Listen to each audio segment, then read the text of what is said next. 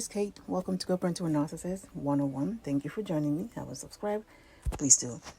Guys, today's topic is three ways. Three ways a covert narcissist uses the kids to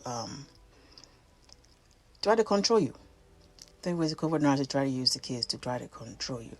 Now, I know you would think that I'm, trying to control, make sure you don't have any money, or maybe use the kids as a bargaining chip. Yes, that's for sure. They're gonna, hold on to the kids. I'm not gonna let them visit unless you give me this, or if you don't let me do this, they're not gonna see the kids, or well, you keep doing this, I'll keep taking you to court to make sure you're doing all your finances, so you don't have any money, you know. Besides all of that, that is definitely ongoing. That is definitely what they're gonna do. That's for sure. But you have to understand that the target here for the covert narcissist has always been your mind. They've always been your mind. The whole idea of what they're doing is to get a reaction out of you, to make sure your mood, they can detect what it is from day to day, hour to hour. It's more of mind games. More of mind games. They want to stay permanently in your head. That is how they want to use the kids to do that. So besides all the stuff the normal stuff that they, trying to do money-wise, visitation, spend time with the kids or see the kids, yeah, they try to control you with all that stuff. Yeah, besides all of that, the main target for them, if you watch them, how they operate, is to get in your head and stay there. That's what they want to. That's what they want to do. So, and this is the ways they will use the kid to try to achieve this. One of them, guys, is they criticize your parenting skills. They criticize your parenting skills, of course, while actually giving you, giving nothing, no suggestion, no ideas, nothing, no contribution, nothing. And how does this look? Of course, maybe the school work, they're criticizing it. The kids not doing well in school, or they didn't turn in their homework, but they have never for one day asked the child, how do you do this work? Do you need help with this? None of that happens.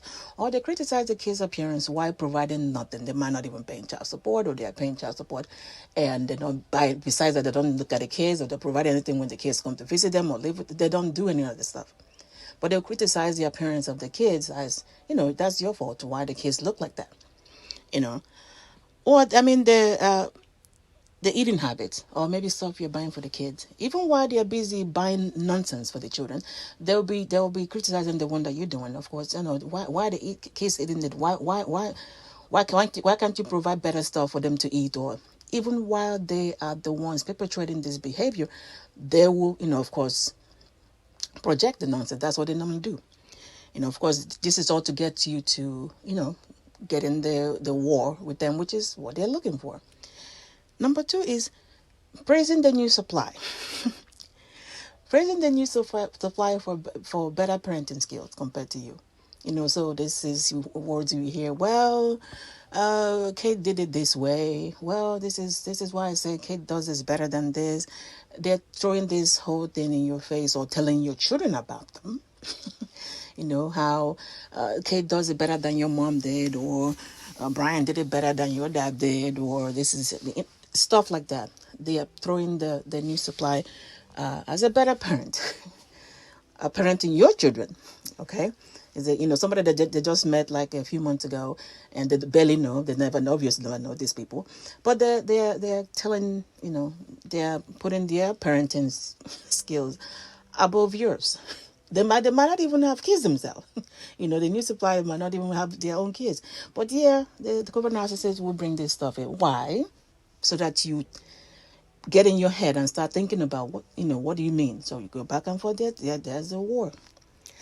Number 3, guys, is of course withholding all kind of communication and access to the kids, and so you're supposed to call the kids, and they don't let them answer the phone. You come to see the kids and don't let them release them, or they hold on to them. Now here, the whole thing is for you to obviously react, because that's what they're targeting. They want you to react, but then see if you react here instead of responding. And let me stop here. Responding, of course, is mean you responding to facts. What are the facts? The facts set in the decree. I'm supposed to pick them up, for 3 weeks over here. I'm supposed to pick them up I haven't done this, 2 weeks in a row. This hasn't happened. You go to court. That's you responding to the fact. It has really not that much emotion to it. It's just what it is. This is a fact. I need to have them by this and this, these 2 weeks. And, it has been withheld from me. So I'm going to court to have the result because it's deviating from what the court said. That is you responding. But how they want you to respond, how they want you to handle this is to react. They want you to react, of course, mean that you buy into the obvious mind games of them not knowing what they're doing. Or so you go into the whole discussion of, I'm supposed to have them for this, I haven't had them for that. I'm supposed to do this. They already know that. They know that. They know exactly what they're doing. So you reacting is like you buy into the lies like they don't know what they were supposed to be doing. They do. Every move, everything they say has an agenda. Is all pre-planned. They plan all these things because they're expecting a certain result. So when you react and go into back and forth email, arguing or blah, blah, blah, blah, blah, this is not right. This is what I'm supposed to be doing. I haven't seen them since 3 weeks ago. They know that. They know exactly what they're doing. You don't let them answer the phone. I haven't seen the phone. I haven't seen them, they haven't responded to all my calls and they can't call me.